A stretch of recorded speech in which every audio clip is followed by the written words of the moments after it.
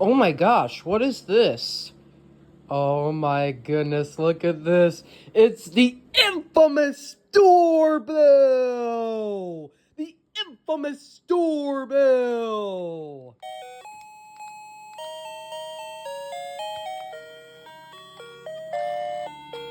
And it's the original, by the way.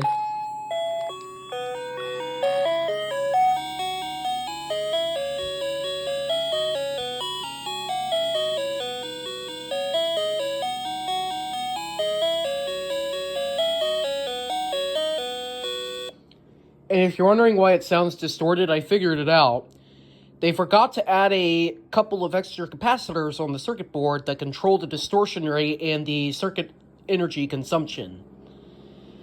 And to give you that example, let's do a sound test between the original versus clone 1 and clone 2.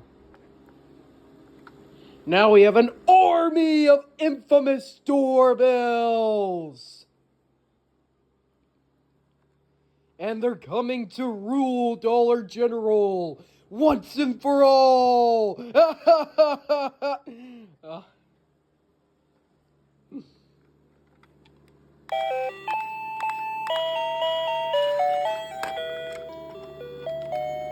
I'll open their battery covers to see that you can see what kind of batteries they're running on, and it'll give you a further point of view on what they sound like.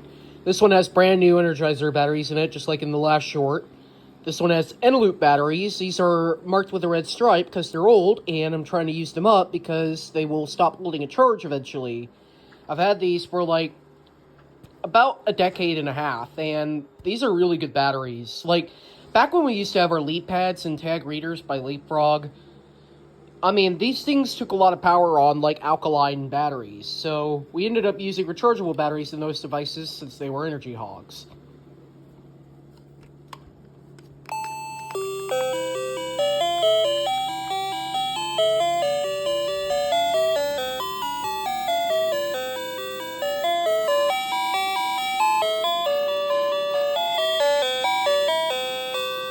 I kind of have to hold the LED at an angle because, yeah, it's pretty dim, and if you can look closely inside this battery compartment right here, there we go. You see that little black spot right there? That's probably a 10K resistor attached in series with the speaker.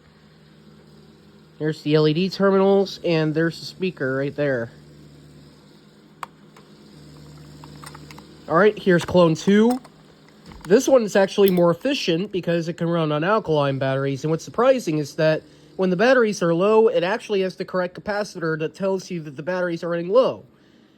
Energy feeds into that capacitor, and it basically stores enough charge and then pulsates back to the board, and it only tells the board to do a default ding-dong tone.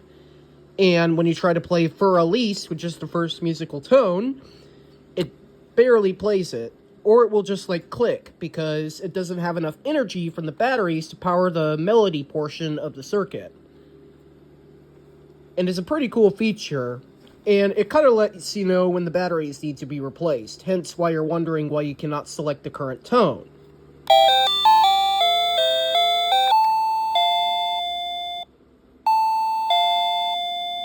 It does have a bit of distortion, but hey, these are cheap melody processors.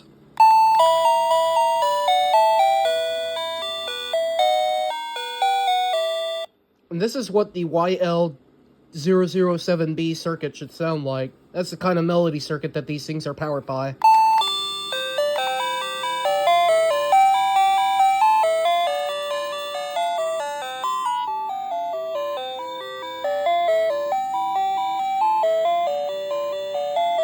And this one has a lot brighter LED, by the way. And I put some Kirkland/Duracell batteries in it. But yeah, stay tuned for more of the infamous doorbell! And let me know in the comments if this thing should become some merch on my channel one day. Appreciate you guys watching. Subscribe, like, and I will see you next time.